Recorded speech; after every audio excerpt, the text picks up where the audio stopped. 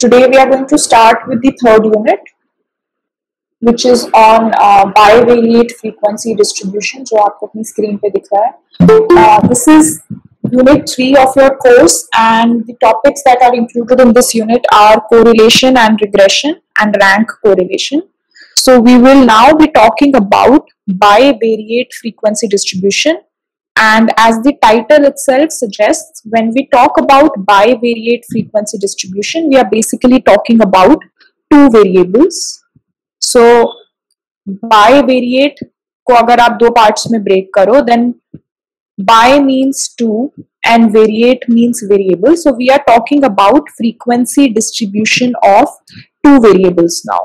Two or more than two variables, but we will begin our discussion by talking about two variables. Before we actually get into this topic, it is important कि आप लोगों को पहले जो हम univariate frequency distribution के बारे में जो discussion कर चुके हैं, and where uni means one, जहाँ पे हमने बात करी थी single variable अगर हमें given होता है तो हम उसकी कैसे analysis करते हैं. We've talked about different measures जो हम calculate कर सकते हैं एक single variable के distribution को analyze करने के लिए. हमने different measures of central tendency की बात करी है. We've talked about mean, median, mode. हमने बात करी है कि हम कैसे distribution का variance या distribution के spread को calculate कर सकते हैं कि distribution जो data है वो कितना ज़्यादा spread out है around its central value. Then whether the data is tilted towards the higher values of the variable or towards the lower values of the variable. So whether the data is positively skewed or negatively skewed.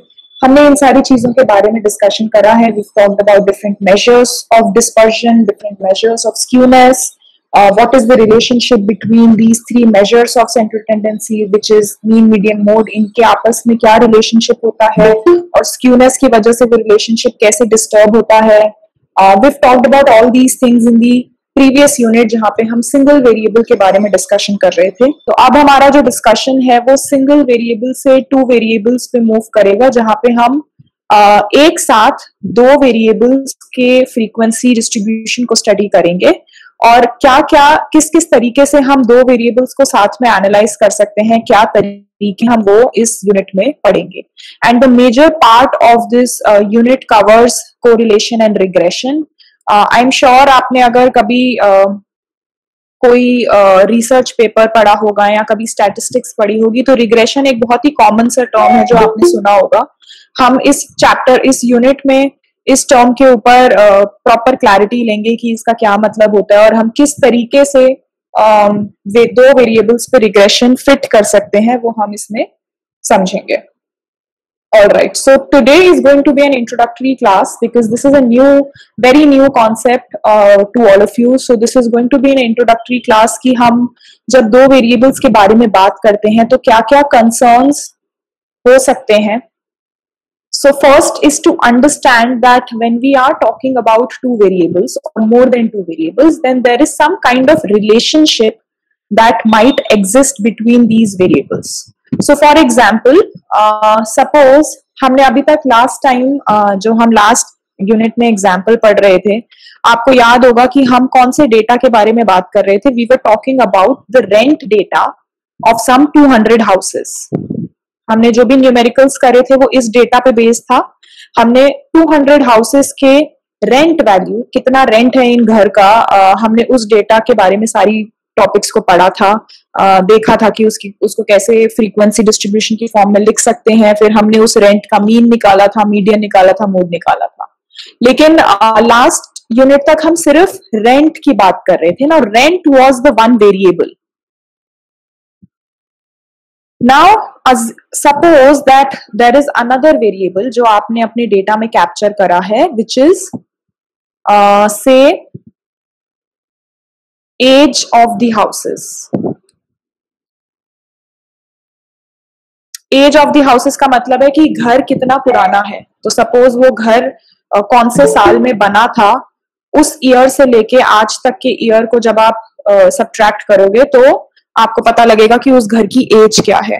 Now usually जब हम कोई भी सर्वेस करते हैं तब हम कभी भी एक सिंगल वेरिएबल के ऊपर इंफॉर्मेशन कलेक्ट नहीं करते हैं, हम बहुत सारे वेरिएबल्स के ऊपर इंफॉर्मेशन कलेक्ट करते हैं। आपने नोटिस भी करा होगा कि अगर आपने कभी कोई प्रोजेक्ट करा हो तो you would have notice that you usually have information on a lot of things जब आप किसी भी एक टॉपिक को पढ़ते हो। आप सर्वेज में भी देखा होगा कि बहुत सारी चीजों पे इंफॉर्मेशन कलेक्ट करी जाती है, और ये सारी जो बहुत सारे इंफॉर्मेशन है इनको हम वेरिएबल्स की फॉर्म में कन्वर्ट कर सकते हैं।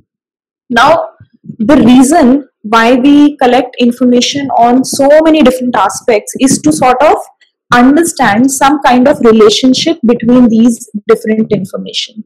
So suppose आप ये जानना चाहते हो कि किसी एक घर का रेंट किसी दूसरे घर से ज्यादा या कम क्यों है।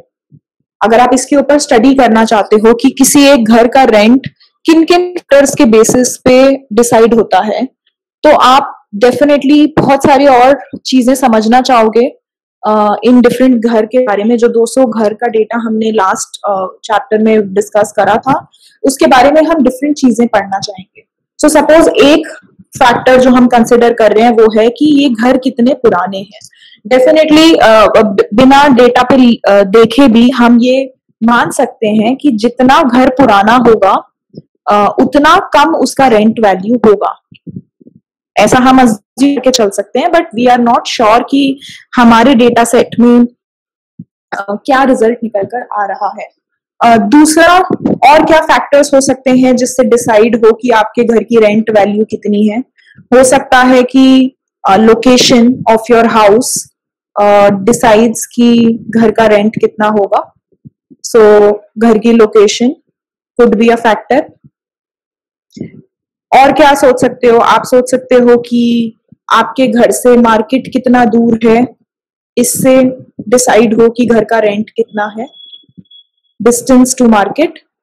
और ऐसे बहुत सारे फैक्टर्स हो सकते हैं जो आप सोच सकते हो अगर आपको ये समझना है कि रेंट किन किन चीजों से इफेक्ट होता है, किसी एक घर का रेंट दूसरे घर से ज्यादा या कम होता है, किन रीजंस की वजह से रेंट में वेरिएंस या रेंट में वेरिएबिलिटी आती है। और ये सारे जो फैक्टर्स हैं ये सब वेरिएबल्स हैं। तो हम जब इन सारे वेरिएबल्स को साथ में एनालाइज करते हैं, इन सारे वेरिएबल्स को साथ में समझने की कोशिश करते हैं, तो हम एक तरीके से रिग्रेशन और कोरिलेशन को यूज करते हैं।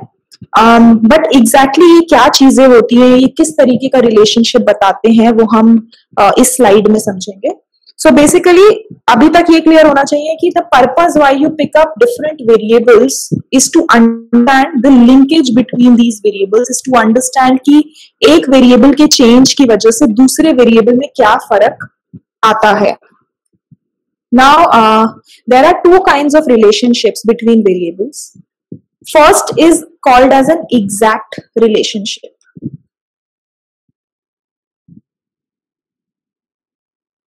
Now, what do we mean by an exact relationship?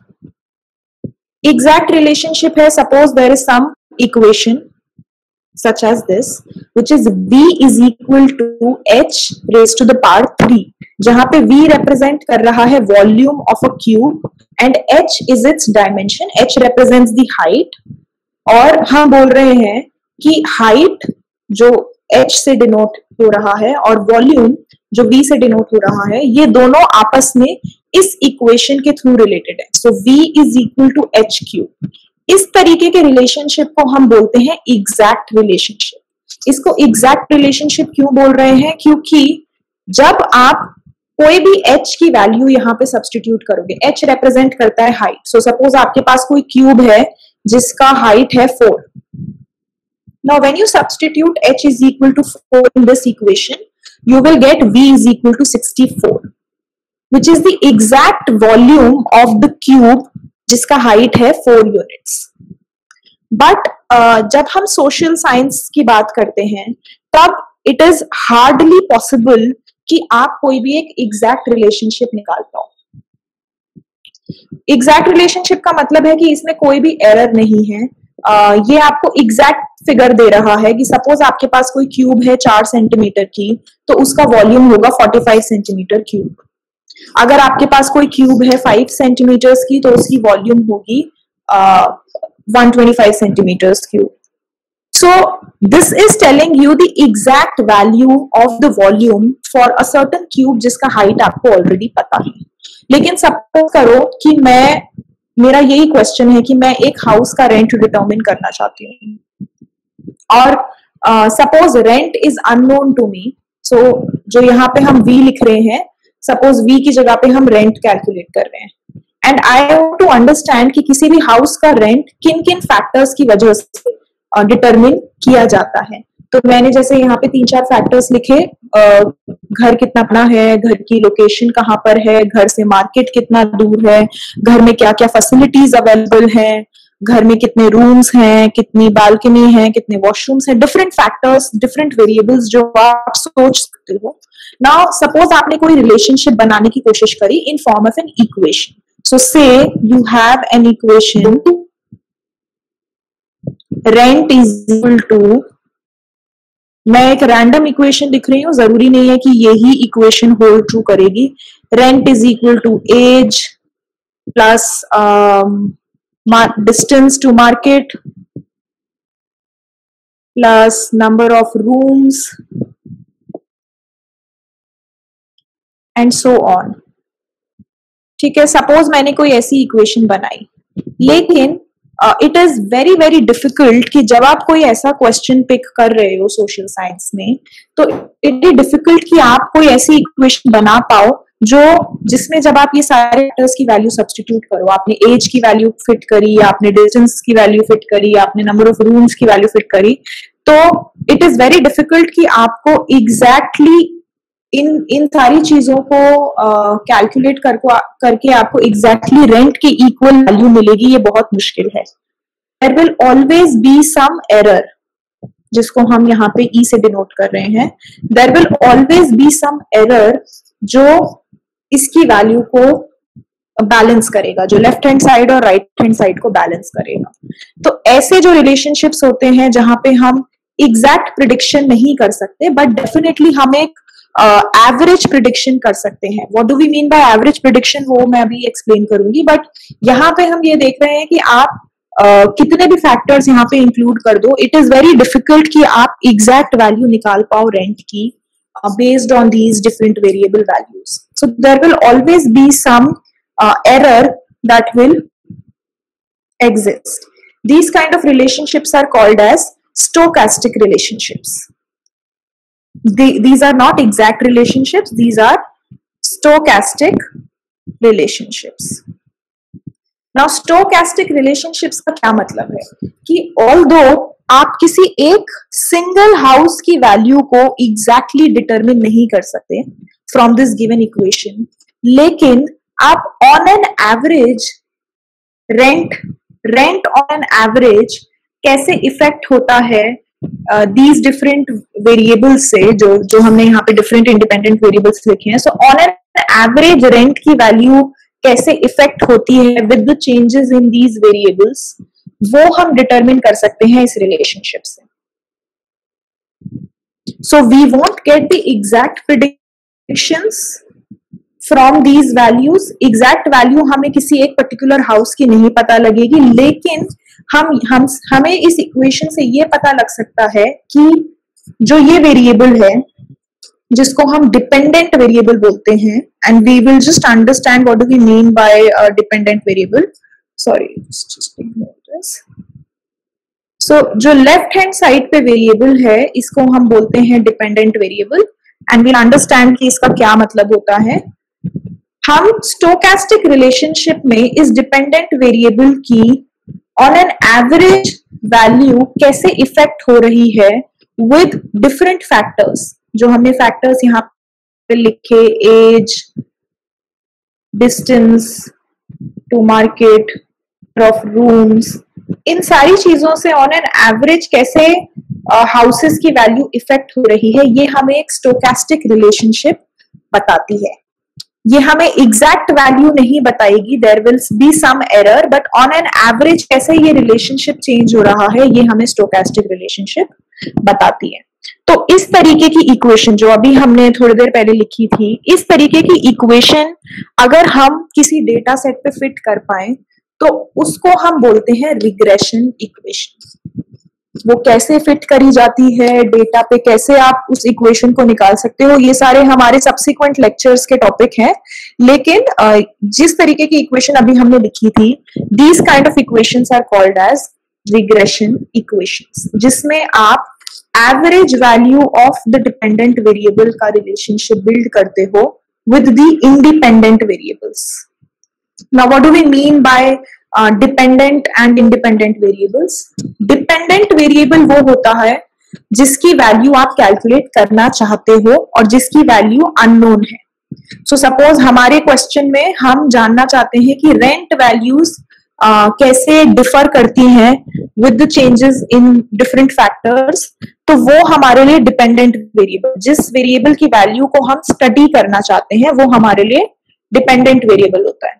Independent variables on the other hand are these variables जिनको हम एक्सप्लेनेटरी वेरिएबल्स भी बोलते हैं। एक्सप्लेनेटरी वेरिएबल्स क्यों बोलते हैं? क्योंकि ये एक्सप्लेन कर रहे हैं डिपेंडेंट वेरिएबल को।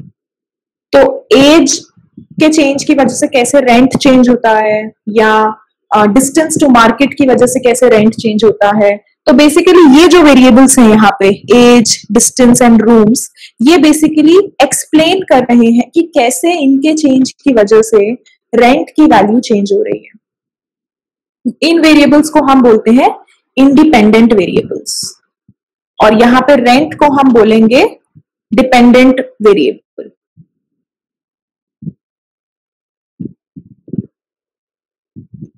इंडिपेंडेंट वेरिएबल्स की अपनी एक प्री असाइंड वैल्यू होती है, ये किसी और चीज पे डिपेंडेंट नहीं है, वेयरएज जो यहाँ पे रेंट की वैल्यू है ये डिपेंडेंट है इन वैल्यूज पे, एज पे, डिस्टेंस पे, रूम्स पे, और भी जो और फैक्टर्स आप ऐड कर सकते हो उन पे।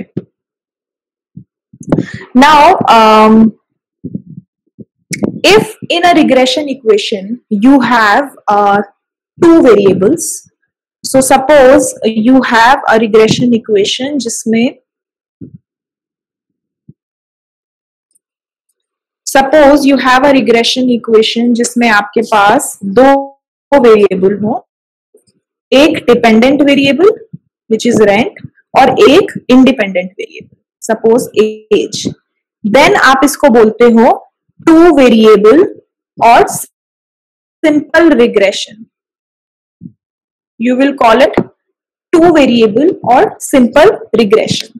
जब सिर्फ एक इंडिपेंडेंट वेरिएबल होता है, जो राइट हैंड साइड पे वेरिएबल्स होते हैं रिग्रेशन इक्वेशन की, उसको हम इंडिपेंडेंट वेरिएबल्स बोलते हैं, और जो लेफ्ट हैंड साइड पे वेरिएबल होते हैं रिग्रेशन इक्वेशन की, उसको हम डिपेंडेंट वेरिएबल बोलते हैं। और इस रिग्रेशन इक्वेशन का पर्पस क्या है कि हम इन सारे वेरिएबल्स का रिलेशनशिप स्टडी कर पाए ऑन द डिपेंडेंट वेरिएबल। हम ये जान पाए कि on an average dependent variable कैसे चेंज होता है with the changes in the independent variables. अगर राइट हैंड साइड पे एक से ज्यादा वेरिएबल है, सपोज एज है और यहाँ पे हमने नंबर ऑफ रूम्स भी ऐड कर दिया, then this will be called as multiple regression. Usually जब हम रिग्रेशन इक्वेशन लिखते हैं तो हम डिपेंडेंट वेरिएबल को नोटेशन देते हैं y और इंडिपेंडेंट वेरिएबल को नोटेशन देते हैं x। तो y होता है डिपेंडेंट वेरिएबल, तो हमें अगर रिग्रेशन इक्वेशन लिखनी है, एक जनरल रिग्रेशन इक्वेशन, तो हम यहां लिखेंगे y is equal to x plus some error. This will be single two variable regression equation or simple regression. But suppose we want to add more independent variables, then आप इसको denote करते हो एक हर x variable को आप एक notation देते हो, आप लिखते हो x1 plus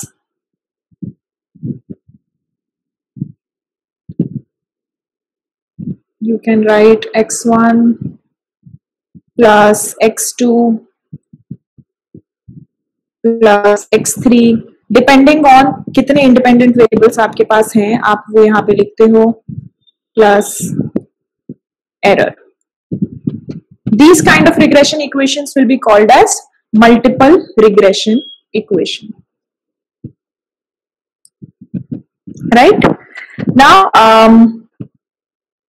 another important thing that you should notice is that जब हम बोल रहे हैं कि age या डिस्टेंस टू मार्केट या नंबर ऑफ रूम्स की वजह से ऑन एन एवरेज हाउस के रेंट पे क्या फर्क पड़ता है, क्या वो इंक्रीज हो रहा है या वो डिक्रीज हो रहा है। जब हम इस तरीके की एनालिसिस रिग्रेशन इक्वेशन से बना रहे हैं तब हम किसी भी तरीके से ये नहीं बोल रहे कि वेरिएबल्स आपस में कॉजल वे से रिलेटेड है। Variables are not related in causal way. Now this is important to understand what do we mean by causal way. Causality का मतलब होता है कि जब आप बोल रहे हो कि रेंट इंक्रीज हो, इसका रीजन एज है। सपोज आपको अपनी रिग्रेशन इक्वेशन से रिजल्ट मिलता है कि जितना पुराना घर है, मतलब एज जितनी ज्यादा इंक्रीज हो रही है, रेंट डिक्रीज होता जा रहा है। जितना पुराना घर है उतना कम रेंट है। तो ये आपको रिलेशनशिप मिला अपने रिग्रेशन इक्वेशन से। लेकिन आप इस रिलेशनशिप में कहीं भी ये नहीं बोलना चाह रहे हो कि एज की वजह से रेंट डिक्रीज हो रहा है, कि age is the cause of the decrease in rent. ये दोनों चीजें, इन दोनों बातों में बहुत डिफरेंस है कि एज इंक्रीज होता है उसके साथ रेंट डिक्रीज होता है, ये एक स्टेटमेंट है। दूसरा स्टेटमेंट है कि एज के इंक्रीज की वजह से रेंट डिक्रीज होता है, ये दूसरा स्टेटमेंट है।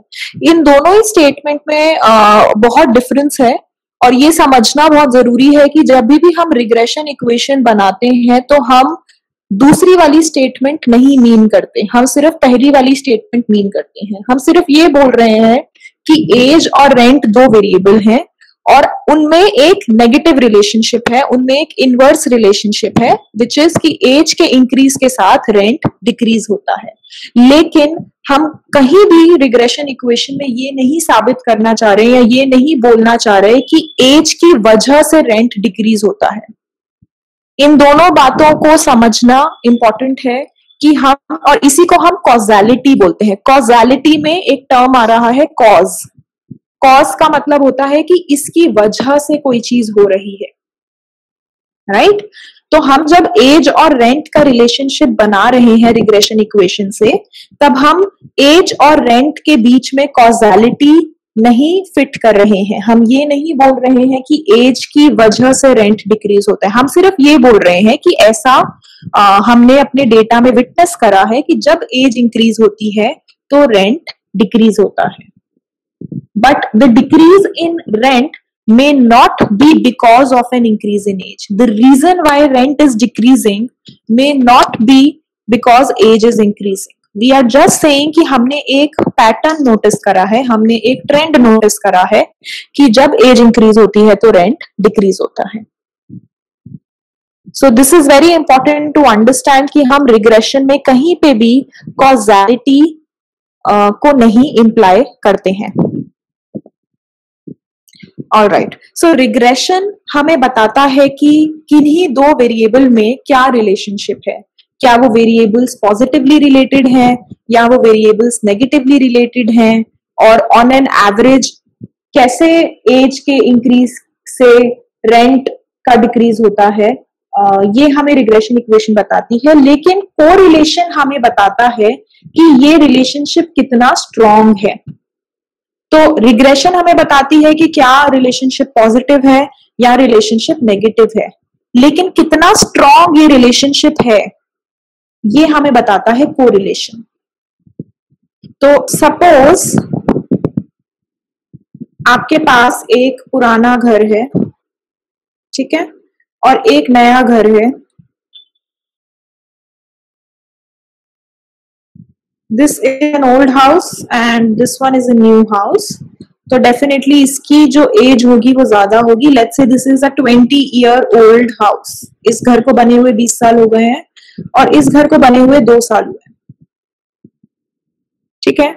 इस घर का रेंट मान लो है 14,000 रुपीज और इस घर का रेंट है 20,000 रुपीज।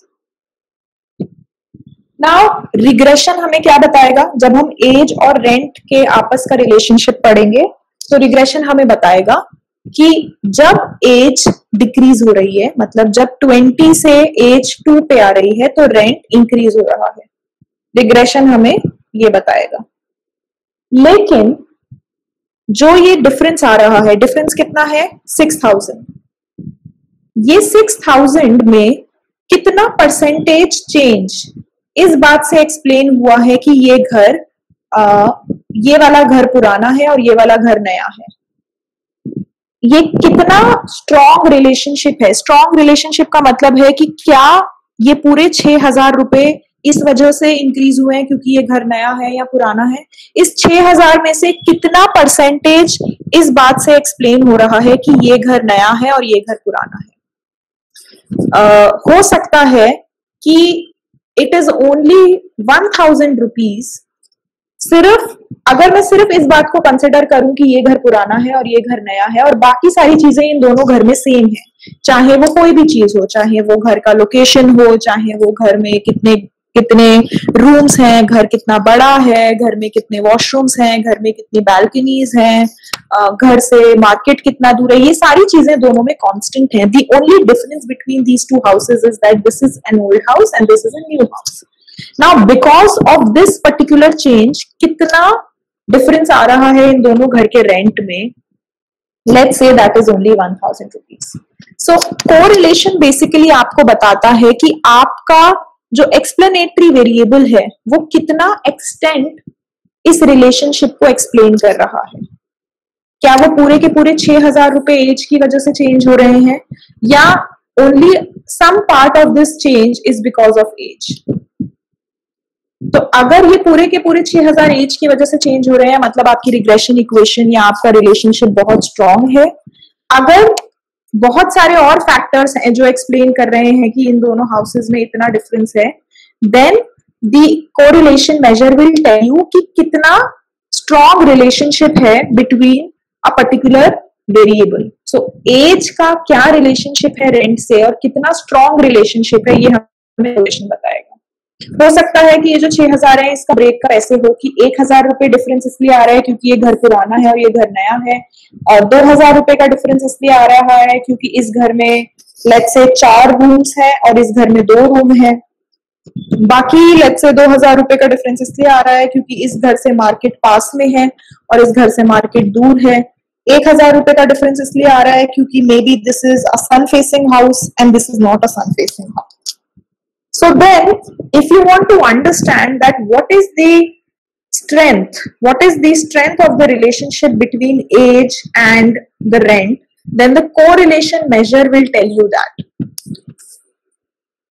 So अगर आप बोल रहे हो कि 1000 रुपए का डिफरेंस एज की वजह से आ रहा है और साइज की वजह से 2000 रुपए का डिफरेंस आ रहा है, size of the house explains 2000 of the change in the rent of these two houses, then अगर आप इन दोनों relationships का correlation निकालो तो ये वाला जो relationship है ये ज्यादा strong है as compared to this relationship.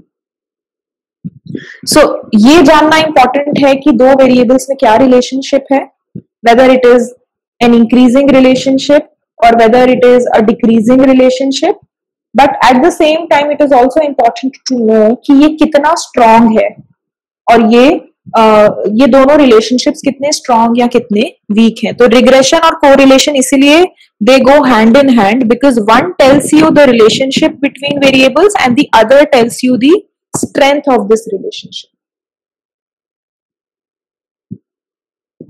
Okay, I hope this is clear the basic idea of